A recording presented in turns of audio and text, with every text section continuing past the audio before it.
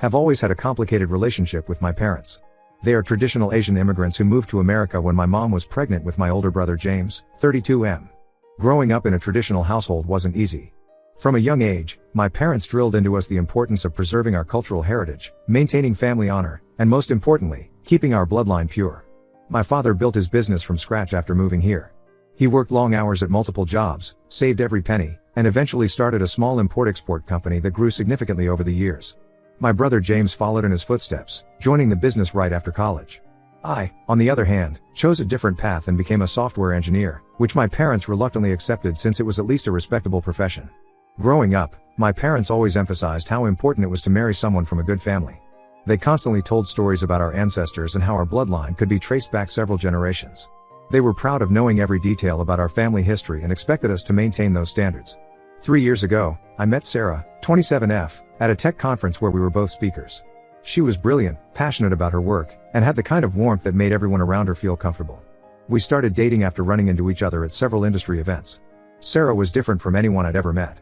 She understood my passion for technology, supported my career choices, and made me laugh like no one else could. Sarah was adopted at birth by a loving couple who couldn't have children of their own.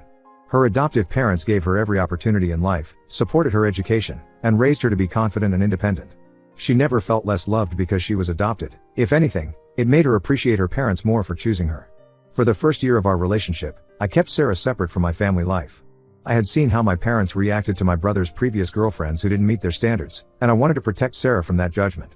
However, after a year of dating and talking about moving in together, I knew I had to introduce her to them.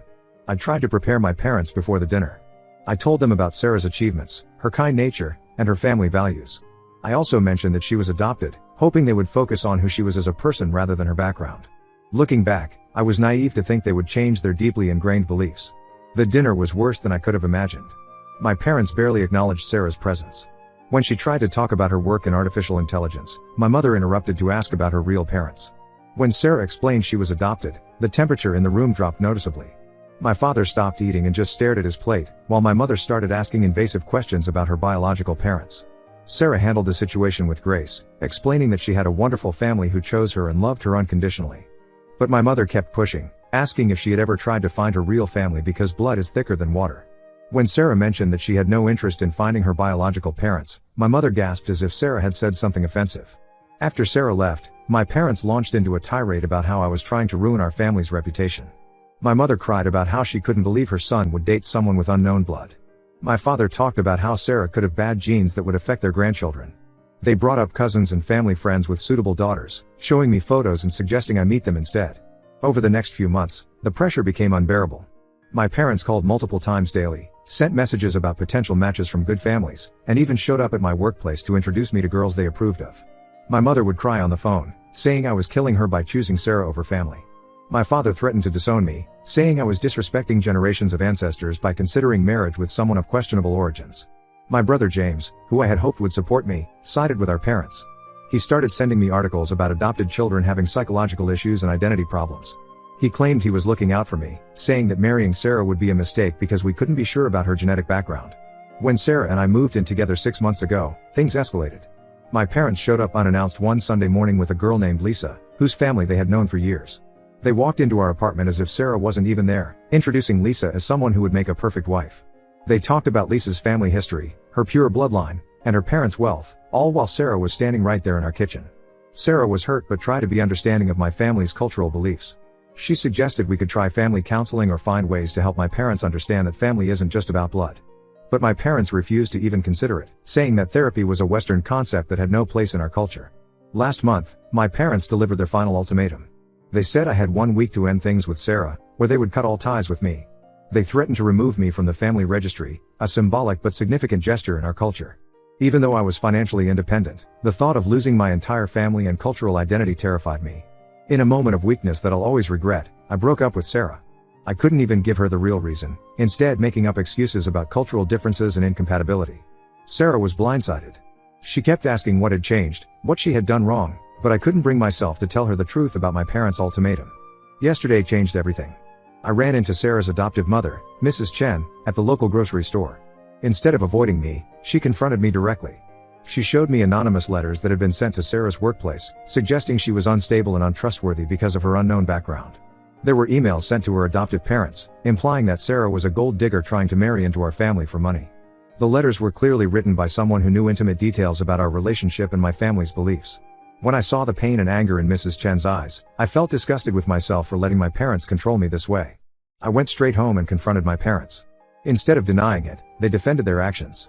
My mother said they had to protect the family name from being tainted. My father claimed they did it out of love, to prevent me from making a huge mistake. My brother James backed them up, saying I should be grateful they cared enough to intervene. That was the last straw. I packed some clothes and left. I'm writing this from a hotel room, trying to figure out what to do next. My phone is filled with messages from relatives, some calling me ungrateful, others saying I'm overreacting and should apologize to my parents. But for the first time in my life, I feel like I'm finally seeing my family for who they really are. Update 1. It's been 2 weeks since my last post. First, I want to thank everyone who commented and shared their own experiences. Your support gave me the strength to take action instead of hiding in that hotel room feeling sorry for myself. After reading hundreds of comments supporting my decision to leave, I finally gained the courage to reach out to Sarah. I sent her a text asking if we could meet somewhere neutral to talk. Initially, she didn't respond, which I completely understood given how badly I had hurt her. 3 days later, she agreed to meet at a coffee shop near her workplace. The moment I saw Sarah walk in, I realized how much I had messed up. She had lost weight, and there were dark circles under her eyes.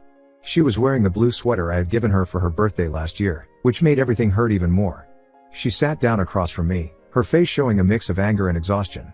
I started by apologizing for my cowardice and not telling her the truth about why I ended our relationship. I explained everything about my parents' ultimatum and their obsession with bloodlines and family heritage. As I began telling her about the anonymous letters, she suddenly raised her hand to stop me. Sarah pulled out her laptop and showed me something that turned my world upside down. She had received an anonymous email a week ago from someone claiming to be an employee at my family's company. The email contained screenshots of conversations and email exchanges that proved my brother James had been the mastermind behind everything. The evidence was overwhelming. There were emails from James to various employees, instructing them to help him gather information about Sarah's workplace and her adoptive parents. He had created multiple fake email accounts to send those anonymous letters. There were even conversations between James and a private investigator he had hired to look into Sarah's background. But what really made me sick was finding drafts of emails where James had carefully crafted messages to manipulate our parents' prejudices. He had researched articles about adoption and genetic disorders, specifically choosing the ones that would trigger our parents' fears about bloodlines and family heritage. He had been feeding them these articles and stories for months, knowing exactly which cultural buttons to push. Sarah explained that after our breakup, she had thrown herself into work to cope with the pain. One evening, while working late, she received that anonymous email. The sender felt guilty after discovering James's true motives and decided to expose him. As I read through everything, memories started flooding back. 5 years ago, when I was dating Emma during college, James had suddenly become very interested in my relationship. He started spending more time with our parents, having private conversations that would stop when I entered the room. Shortly after, our parents began pressuring me to break up with Emma, citing similar concerns about her family background not being good enough. I had always found it strange how they suddenly turned against Emma, but I never connected the dots until now. With shaking hands, I pulled up my phone and showed Sarah the dozens of messages James had sent me over the past year, all expressing concern about my relationship with her. Each message now read like a calculated move in his game to drive us apart. Sarah then revealed something else. The job offer she had recently received came right after one of James's anonymous letters reached her current employer. She suspects James might have orchestrated this too, trying to get her to leave the city. I left the coffee shop and drove straight to my parents' house. James was there, discussing business with our father in his home office. Without warning, I connected my phone to the office TV and played the email screenshots Sarah had shown me. James's face went pale. Instead of denying anything, James calmly explained his reasoning.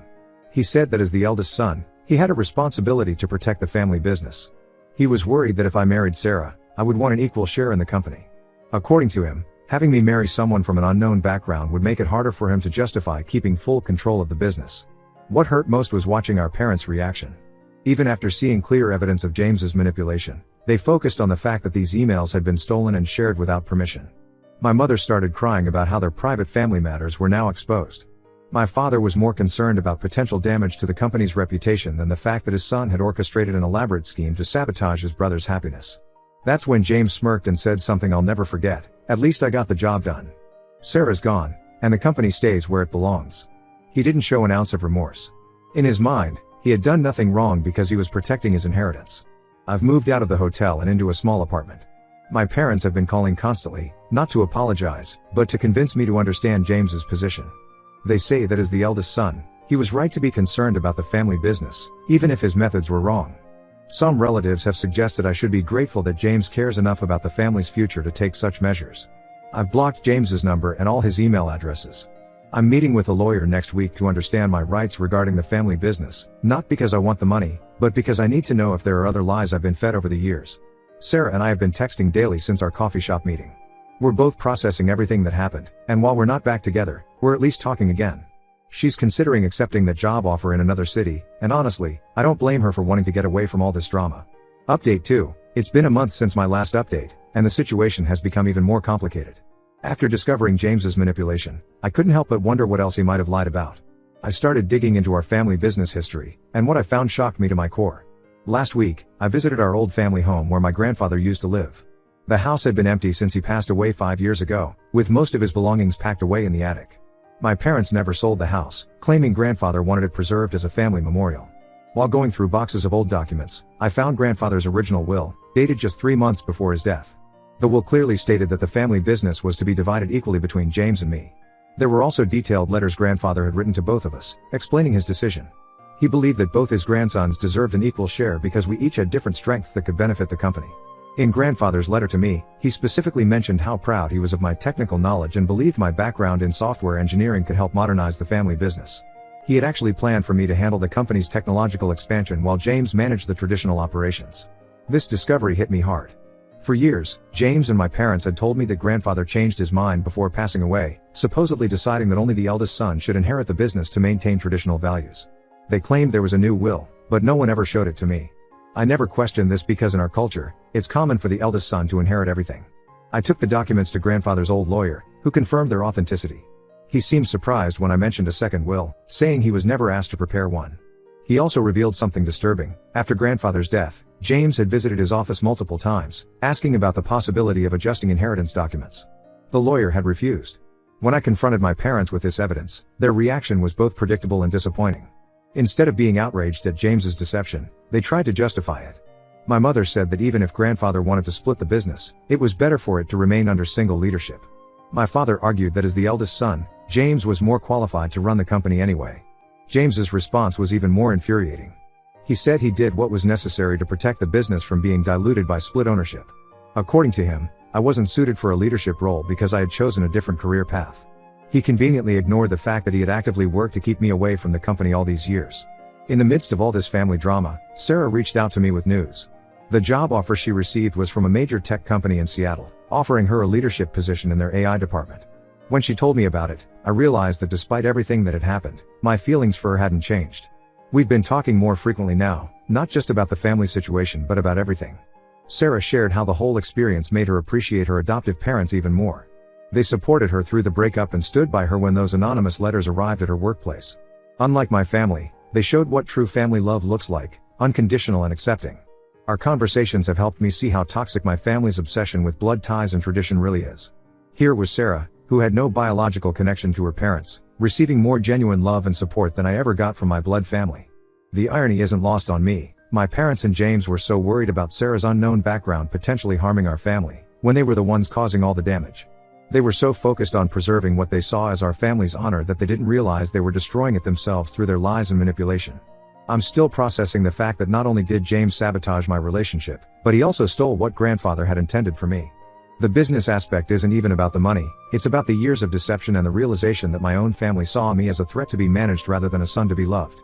Update 3 months have passed since my original post, and a lot has changed. After finding grandfather's original will, I consulted with 2 different lawyers about my legal rights. They confirmed that I had a strong case against James for inheritance fraud. Last month, I officially filed a lawsuit to contest the current ownership of the family business. The fallout was immediate and intense. James tried to damage control by offering me a 20% share of the company if I dropped the lawsuit. When I refused, he started spreading rumors within our extended family about how I was trying to destroy our parents' legacy. Some relatives even claimed I was being manipulated by Sarah and her family into turning against my own blood. My parents' reaction was exactly what I expected. My mother called crying, saying I was killing her by bringing shame to the family. My father threatened to tell everyone in our community about how I was betraying Asian values by siding with my adopted girlfriend over my own brother. The irony of them worrying about family reputation while defending James's fraud wasn't lost on me. Sarah accepted the job offer in Seattle, and after much thought, I decided to move there too. I already work remotely for my tech company, so the relocation wasn't difficult. We're taking things slow, rebuilding our relationship with better boundaries and more honest communication. Her parents have been surprisingly supportive, understanding that we needed time to heal from everything that happened. Last week, James made one final attempt to resolve things privately. He invited me to our childhood home, where he, my parents, and several elderly relatives were waiting. They had prepared a whole speech about family unity and tradition. James offered to publicly apologize for the anonymous letters if I dropped the lawsuit. My parents promised to accept Sarah if I agreed to sign away my rights to the business. I declined their offer. I told them this wasn't about money or revenge, it was about years of manipulation and lies. James didn't just try to destroy my relationship, he actively worked to keep me away from something grandfather wanted me to have. My parents' willingness to overlook his deception while continuing to judge Sarah based on her adoption status showed me their true priorities. The lawsuit is proceeding, and my lawyers are confident about the outcome. Several employees from the company have come forward with evidence of James's tampering with business documents after grandfather's death. It turns out I wasn't the only one he had deceived over the years. I've maintained my decision to stay no contact with my family. My parents still send messages through relatives, alternating between guilt trips and anger about how I'm disrespecting our culture. James tried reaching out through LinkedIn, probably worried about how the lawsuit would affect his business reputation, but I blocked him there too. Sarah and I moved to Seattle last week. We're both focusing on our careers and slowly rebuilding what my family tried to destroy.